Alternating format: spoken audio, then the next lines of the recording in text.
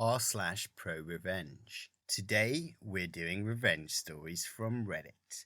This post is titled, "You want to think you can threaten me with no consequences? Enjoy jail time." I used to work at a gas station. I was about 20 years old at the time and I needed a job since I was new to my area after moving from one state to another. And the job was good.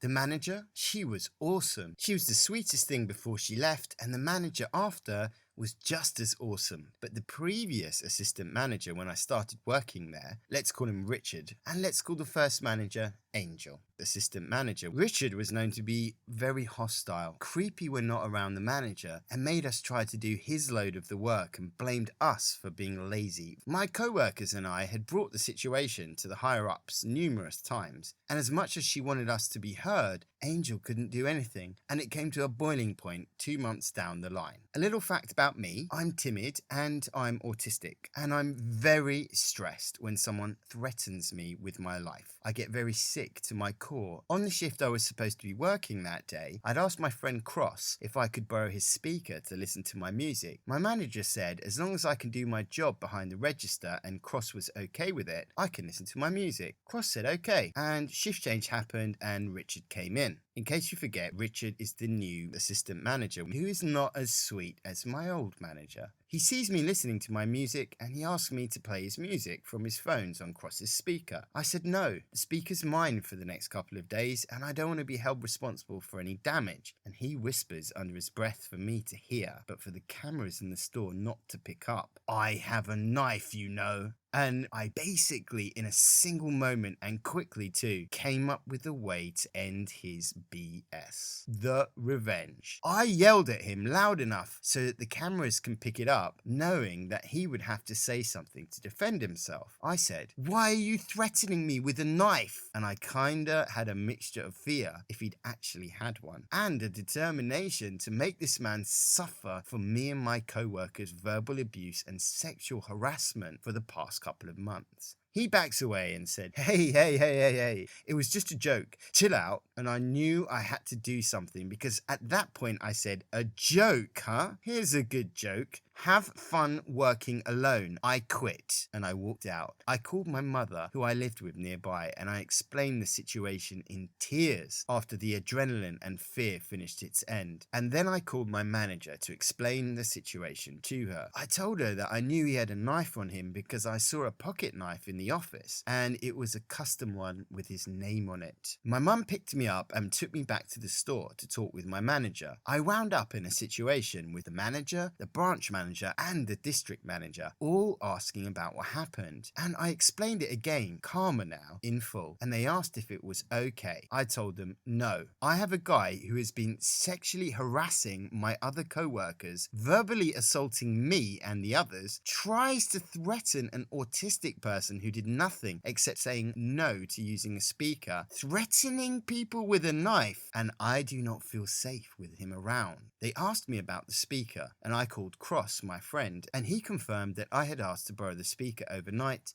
and backed me up with what the assistant manager had done in the past. And at that point, police were called. They checked the cameras and heard me yelling about the knife. And after a few months, I come to learn he got fired from his last job and arrested for them finding out he was in jail for threatening physical harm to a disabled person, sexual harassment, sexual assault, and unauthorized concealed weapon. If that is not a revenge story, then I don't know what is. This next post from r/ProRevenge is titled, "Disrespected, overworked and underpaid female employee gets the last laugh." I've always been a hard worker thanks to my parents' work ethic and raising 3 kids on a shoestring budget. So it was natural for me, the oldest of 3, to apply for jobs as soon as I turned 15, landing a retail position where I worked every hour allowed by my work permit. I saved up enough to buy a used car before I was even old enough to drive, and once I got my driver's license, I worked 2 or 3 jobs at a time to save for college. I got a summer internship at my dad's company that led to me working my way up through the industry towards an engineering position, which I was already studying in college. At the beginning of my last year in college, I had already accepted a job offer within a company, I'll call them Jerks Incorporated, and this was for a full-time engineering job after I graduated. As a salaried Jerks Incorporated employee, I was not paid overtime, but still worked a minimum of 60 hours a week and often 80 to 100 hours a week, which was about 80% of the time. These jobs had me working so hard outside all day in the scorching summers of the southern United States to the frigid winters of the northern states. My manager at the time strictly enforced the policy of only one paid comp day after any given trip, even if I'd worked 2 consecutive 100+ hour weeks. He never travelled and left work each day the minute he clocked 8 hours. One day I was called into my manager's office and reprimanded for frequently using the company phone, designated for business use only, in the middle of the night. I pointed out that every one of those calls on the phone bill were from our customers needing emergency technical support. He had no idea my job required 24/7 on-call response. After 5 years, I had a small team under me who put in the same grueling hours and enjoyed the same $500 bonus each year. I was repeatedly denied requests to give them raises or paid overtime, and when I back calculated my effective hourly rate over the last 5 years, it was less than I was making at my job at 15. I subsequently gave my notice. In my next interview, the bigwigs were very upset and worried that I would take their clients with me, so they tried to make me sign a non-compete agreement on my way out the door. I laughed to myself and politely declined, yet I still took a consulting position in a completely different industry. After a couple of months, former clients started calling asking me to work on some big projects. When I told them they would need to call Jerks Incorporated, they said they already had, and my entire team had quit shortly after I did, leaving no one there capable of doing the work they needed. I decided to start a side business, intending to work a couple of weeks per quarter, but when word got out that I was back in the industry, it quickly became more than a full-time gig. My old team had also refused to sign a non-compete when they quit, and they all ended up coming to work for me. The bigwigs at Jerks Incorporated threatened to sue me for poaching clients and ex-employees despite not having a leg to stand on, and eventually had to contract my company for some of their upcoming projects requiring the services they could no longer provide in-house. When my team and I walked into Jerks Incorporated conference room for the first major project meeting, the manager stared down at the table. I couldn't hide my huge smile as I handed out our rate sheet, which was around 10 times more than they had paid us as employees. OP, this is a very vindicating revenge story, and those that didn't value you in the first place are now paying what you're worth.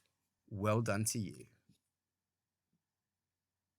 This next post from r/ProRevenge is titled, "Fire My Boss Unethically? Enjoy Paying for Unemployment Benefits." I started working for a small branch of a company and got along really well with my boss, the branch manager, and used to compare him to Michael Scott. I would have been Jim Halpert in this scenario. After working there for a while, my boss was approached with an awesome offer to go manage a bigger branch a few hours away. This was because the owner wanted to place his son as the branch manager of a small location and needed to vacate a position to do so. My boss graciously turned down the offer. His kids had just started at their new schools and he didn't want to uproot them again because he had relocated to take the current position. This was not taken well by our corporate office, but they couldn't fire him for it. Not directly. A few weeks later, I saw our office manager, a lady nobody in the office liked, in my boss's office filing paperwork, or so it seemed, which was an odd but not alarming thing. The next week, my boss was going to be on vacation and all the office staff had to attend a meeting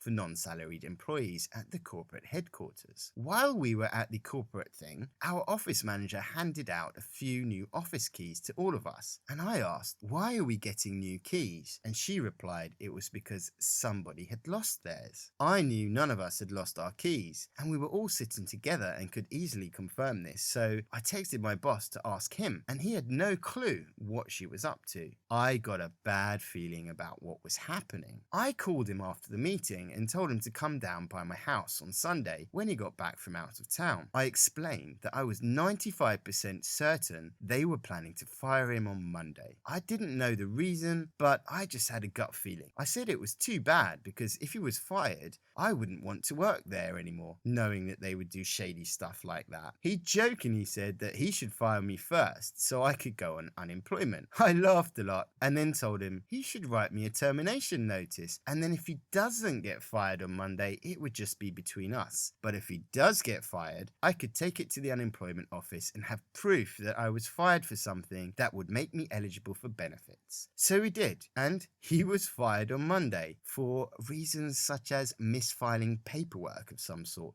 and I definitely did not go back to work. They tried calling me in, and I told them that my boss had fired me already. I took the proof with me to the unemployment office and was good to go until my former employer disputed my claim. I had a hearing on the phone with the unemployment office and my corporate HR person. HR: he wasn't fired. The paperwork he submitted with his claim isn't the right paperwork. It should have come from HR, not his manager. Unemployment office: why did the manager not do that then? And where is he? HR: he no longer works for the company. Unemployment: why did he leave? HR: he was fired. Unemployment: why was he fired? HR mumbles and then says, for doing paperwork incorrectly. Unemployment office: well, that's hardly the fault of the terminated employee. How is he to know that the paperwork is invalid that is coming from their supervisor? They told my HR that they could rehire me or not, but my claim was valid. They couldn't rehire me because they'd already filled the position, so I got to collect unemployment for a while before moving on to my next job. My former boss is doing well now, it seems, and